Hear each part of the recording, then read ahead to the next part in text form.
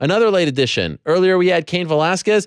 Now we have Kevin Lee, and it's interesting because Kevin Lee reached out, wanted to come on. Always happy to have him on. His name has come up earlier, as you may have heard in the Iaquinta interview. He asked to come on before that interview, so I'm curious what's up. Let's go to the phone lines and say hello to the Motown phenom himself, Kevin Lee. Kevin, are you there? What's happening with you, Ariel? What happened? You're usually on Skype too. You can't join us on Skype? I like seeing your face. Yeah, I'm on my way to the gym right now, so I really couldn't. All right, I didn't want to give you a bad reception and it go in and out. And I'm on my way headed up to start some training right now. But I texted you earlier because I heard the thing with Eddie with Alvarez. Oh yeah. And I just got to speak on it, even just as a fan. I see what Eddie's trying to do, but I think the man's just got it all wrong. I think the fans, they don't want to see who's the biggest name against the biggest name, who's the best. So if we go on from it from a sporting perspective, I got to throw my hat in the ring versus Diaz. I think that's the fight to make. That's the fight that I'm been pushing for. That's the fight that I'm gonna talk my talk, and I'm gonna keep going. But I think that's from every other perspective other than a fun fight, like that's the fight to make. Why is it the fight to make, Kevin? Well, really, when you look at it, I mean, you got like we'll just call it what it is. Diaz is coming off the loss to McGregor, who's the champ. I'm coming off the loss to Tony. I mean, it just makes more sense from a sporting perspective to see who's going to be, am I going to bounce back? You got Diaz who, we call it what it is. I got tired versus Tony. I mean, Diaz is known for not getting tired. That's going to answer like a lot of those questions, the tiredness, the mental warfare, all that. It's going to answer all the questions. If you got Alvarez in there, it's like, Alvarez, come on. The man's washed up. We all know that. The UFC brass, they know it. Alvarez is never going to be the champ again. He's never even going to sniff that title again. If they want to make me and Alvarez happen, like, I'm cool with that too. But I'm just looking at it from a fan perspective and seeing what I would want to see. I want to see the two guys that just challenged for the title, and because I'm going to be back in the title shot within the next year, and I think the UFC knows that. I think the fans know that, and I think that's what makes most sense. Well, what do you make of what Eddie said about Nate? He said that he doesn't think Nate actually wants to fight anyone in the lightweight division. He just wants to fight Conor McGregor. Do you believe that as well? No, Nate just want the money. He want to fight Conor because Conor's the easy fight. He lucked up the first time he got that shot with Conor when he really he wasn't really expecting it. It just kind of came, RDA had fell off the card and he kind of took it on short notice, lucked up, beat the man. I mean, he beat a 140-pounder though. A 145-pounder that wasn't prepared at all. He lost to him again. So, I mean, you can't have, you can't have your cake and eat it too. Like, he had a shot, he lost to it or whatever. Like, let's go back to fuck all this picking the fights and, you just want to see the big name versus big name. Like, let's try and clear up this division a little bit. I think the division is already muddled enough. If you're trying to mess it up even more and not looking at the longevity, if you're just trying to make short-term fights happen, then that would be the fight. But if we're looking at the longevity of the sport and me speaking as a fan of the sport, then I'm looking at a more clear title picture. Have you reached out to the UFC and have you said, I want Nate Diaz? And if so, what's their response? Yeah, I mean, I told Dana, I'm about to head up to the UFC PI in a few minutes anyway. He's constantly in and out, kind of checking on everybody, seeing how we're training and all this. So I'm gonna tell him straight up, like, this is the fight to make. If you want to make a fun fight and one that's entertaining, like, they know me too. Me and Diaz, we're gonna be talking that shit. So it's gonna be even funner from that perspective.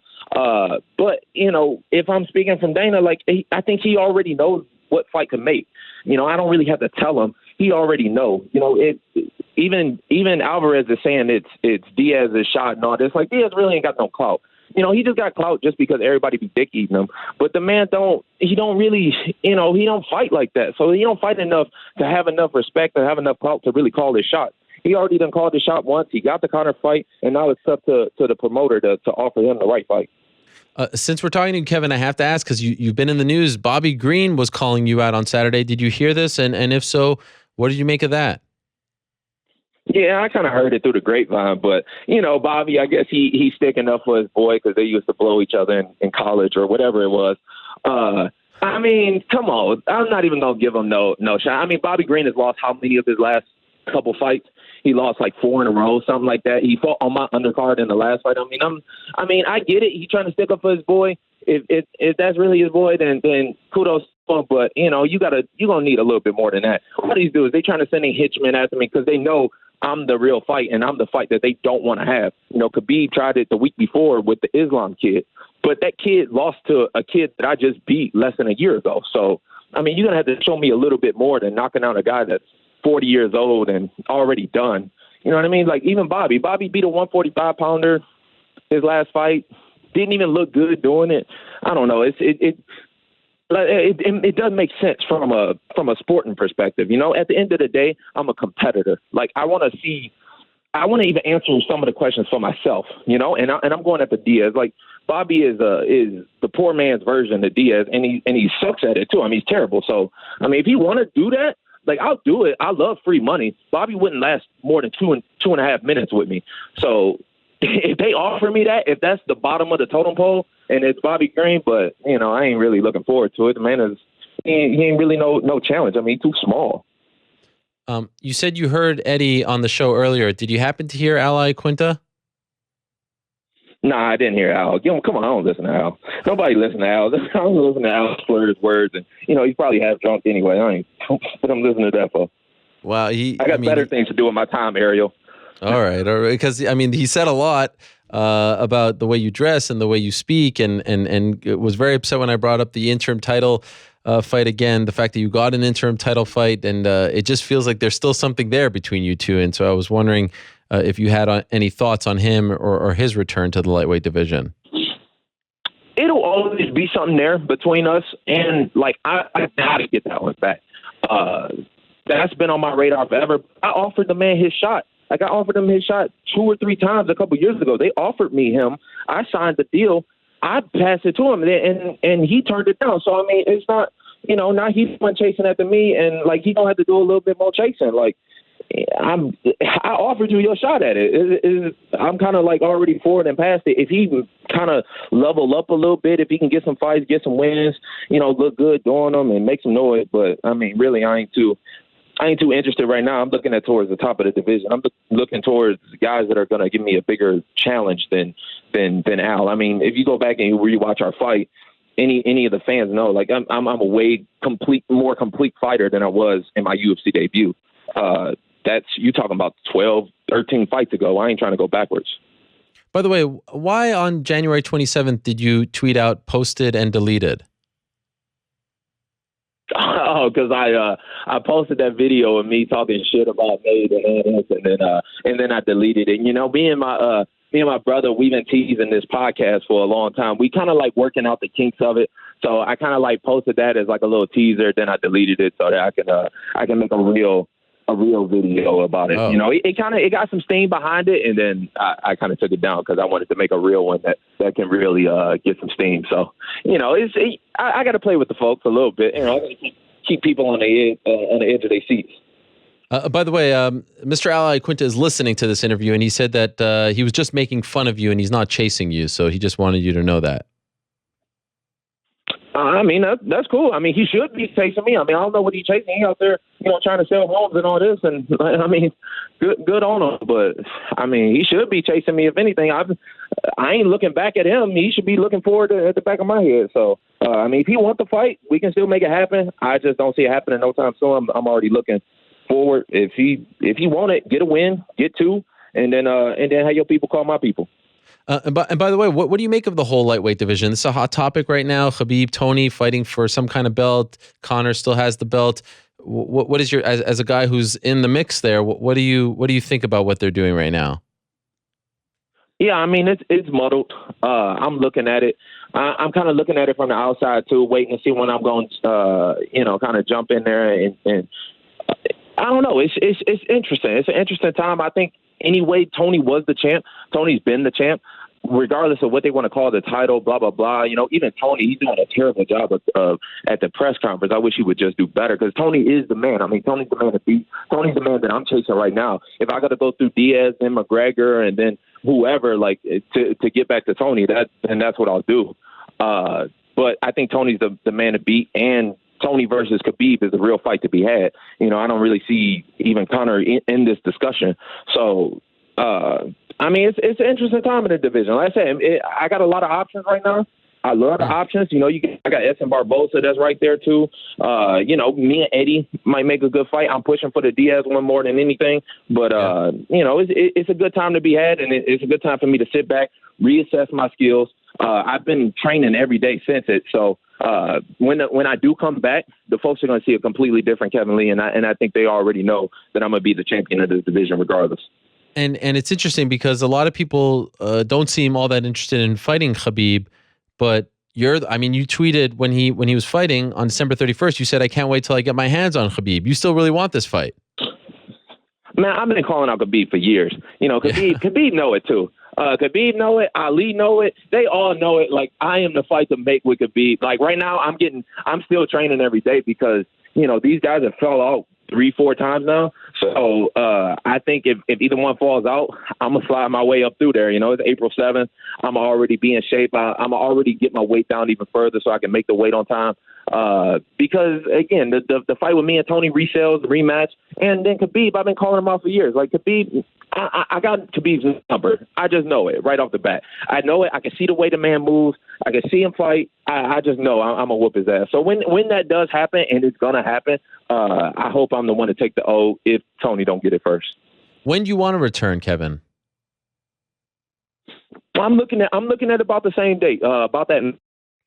Right now it's kind of like a transition period for me. We just had the memorial service for my coach last night. So right now I'm still kind of like in the transition. I'm still getting better, still trying to structure my camp before I even started. So right now I'm looking at about May or June. But we'll see. If the right fight comes along, if it's an interesting fight, if Diaz want to fight next week, like shit, I'm ready for it. My weight is already starting to come down anyway, so I'm ready for any fight. But I'm really targeting June, May, somewhere in there. And of course, you mentioned Robert Follis, who tragically passed away in December. How are you handling things? What are we? A little over a month after his passing. How are things going for you? Yeah, like I said, we just had the memorial service for him last night, and it really put things into perspective for me, and it really kind of gave me a bigger vision, and it just showed that I'm really out here to get it, and especially to get it for him. So right now, like I said, I'm still in a little transition phase, but the rest of my camp is still staying the same. I'm still improving every day. So to me right now, it's just about getting better, however that is, with whoever it is. I'm going to go up and train with Faraz Zahabi a little bit more in a few weeks here. Kind of just train around, maybe train over at Duke's a little bit, kind of get a different feel for guys. And then we'll see. But regardless, it ain't going to make no difference to me. It's still the same. Okay, so who do you like? I know you don't have a fight yet, but do you know who your coaches will be the next time you fight? Like who your corner will be?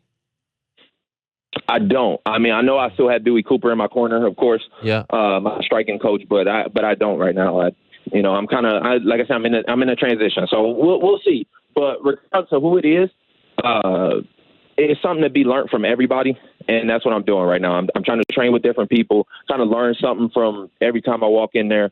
And kind of trying to take a step back. I'm really taking the Tony fight, me losing that fight as such a positive because I can get back in the gym and start, really learning and losing again and not like get a big head about it and, act like I can't get tapped out and all this. Like I'm getting back in, I'm learning, I'm getting better constantly. So that's what's important. It don't even matter who the coach is or, I'm not going to be able to replace Robert ever. So we're going to see. We're going to see how that works out. Is it hard to watch the press conferences and all that stuff, knowing that you were one fight away from that Khabib fight, that title fight? Yeah, it's a little more irritating. I think it would have been so much more fun, and it would have been better. But it is what it is, and all things come in good time. So I'm still waiting on it.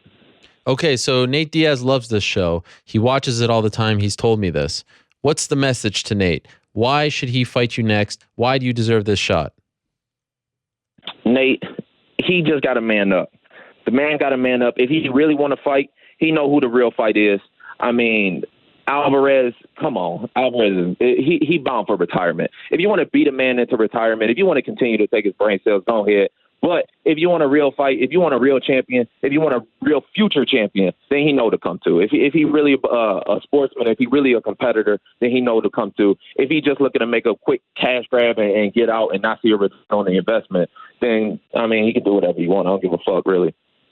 I'm still going to be doing my thing. So, I mean, shit, it really don't matter to me. Do you think he takes it? Do you think he actually takes the fight? Nah, he won't. He won't because Alvarez know. Diaz know. He know I whoop that ass. So he sees me around Vegas all the time. You know, I see him in and out some of the stores around here. He know the deal. I don't think he would take it. If he was a better man, he probably would, but probably not. All right. Well, we shall see. Good stuff, Kevin. Thank you for joining us. I appreciate you reaching out. Good luck getting the fight, and do keep us posted. All right. As always, my man. All right, thanks so much. There he is, the Motown phenom himself, Kevin Lee, stopping by.